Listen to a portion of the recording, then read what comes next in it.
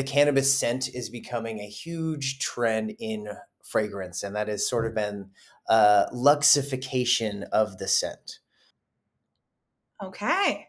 Right. So I found this on covateur.com, and it's just so we all want to smell like weed now, is the name of the article. And yeah, it's kind of fun. I think that this is probably a good place for Amanda and I to start maybe trying to collect some decants of these. I'll just read off a few. Boy Smells, the brand. I love that we just were talking about Boy Smells, and then this fragrance brand is like, oh yeah, we're called that. But they do a fragrance called Italian Kush that is citrus and hemp, and it's supposed to be like reminiscent of smoking something on the Amalfi Coast. So it's kind of like Italian sense there. We've got an Open Sky by Braedo, which has Palo Santo, cannabis, vetiver, pomelo. I think that we see that sort of grapefruit scent pop up in a lot of these bouquets because, I mean, if you've ever had some like grapefruit scented herb, it hits, that there's definitely a good connection there. Wow, that sounds really good, especially like that earthy lineup, vetiver, that's like a nice resinous grass and mixed with the Palo Santo. That sounds so good. Honestly, there's a lot of good blends here, and the way they kind of lay it out are like, hey, these are just the main notes, gives you like a really good idea of what cannabis is sort of mixing well or playing well with. Those are like green top notes, like green watermelon, and then we get some of those kind of more oily center base notes. There's like vetiver, sand grown vetiver, which I'd never heard before. Maybe you can tell us more about that, Amanda. I cannot. I don't know what to say about that, but I honestly, I kind of love that they wrote that because it is very descriptive. It immediately took me to like the Oregon, sandscapes of the Oregon coast, fresh grasses in the salty ocean breeze. Like maybe, sand grown vetiver is like the realist OG. Right? I love it. So, I mean, hey, this is fragrance. So it's like 90% marketing. Like, let's be real. Like, that's what that whole industry runs on. But there's some fun scents there and probably some things that we should get our hands on and get our noses in and actually like talk about on a future show. But it's really trendy now. And 10, 15 years ago, where everything we smelled was like a really dank Otto's jacket from The Simpsons hemp note, now we're seeing things that are a lot grassier and like mentioned terpenes specifically and are blended with like top notes and florals and citruses.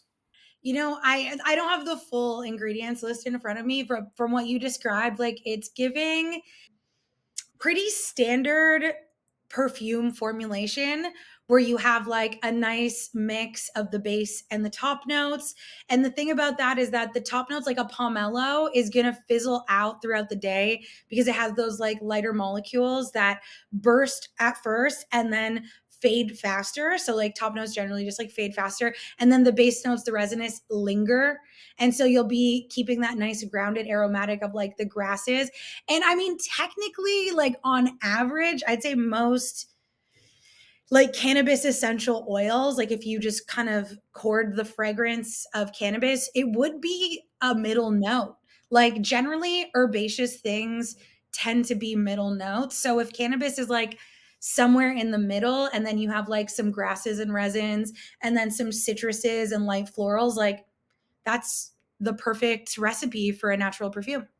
Yeah, and it was kind of fun because a friend shared for me Muji, which is a Japanese company. They have a big store here in Portland.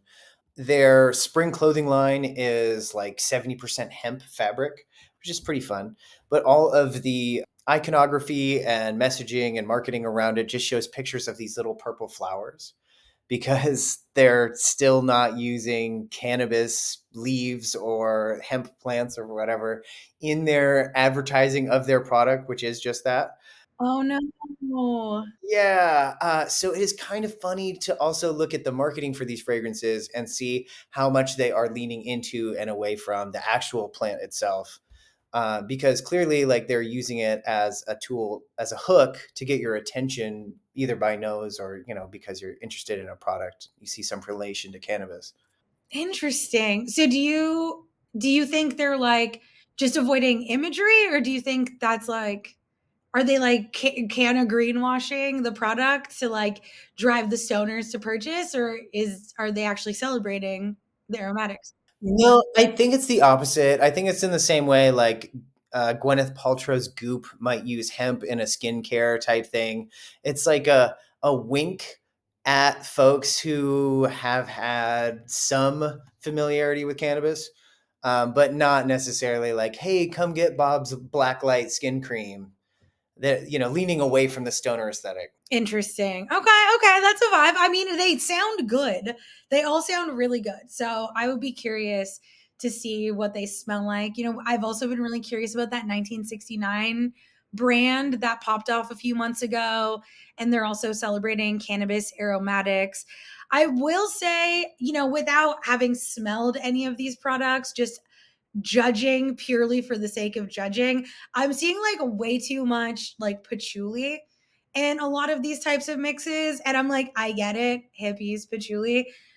But there's other grasses, even vetiver. Like, I'm actually a really big fan of vetiver. On top of it smelling really complex, it is also very grounding and sort of energetically, if we can go there.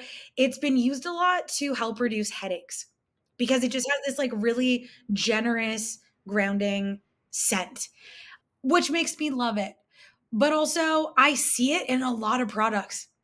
I see it in a lot of these smell related blends with cannabis, like vetiver, patchouli for sure, top two, bergamot, which is basically, let's be real, pomelo, more or less the same. Not exact, maybe a little limey. I get you. Yeah, same, very same vibe, like citrus leaning. Yeah, it's like, ah, Yeah, no, I'm mostly interested in how they're using this cannabis. No, I like some people say Kush. Okay, well, a bag or in the air or on the jacket or on the plant or as an extract or as an idea of like what the fuck, Like if somebody says orange, I have a better idea than if someone says Kush, and they're both equally as vague. So I think that's why we got to really put our nose to this one and find out what the big deal is, right? Did they get it right? It's for us to say.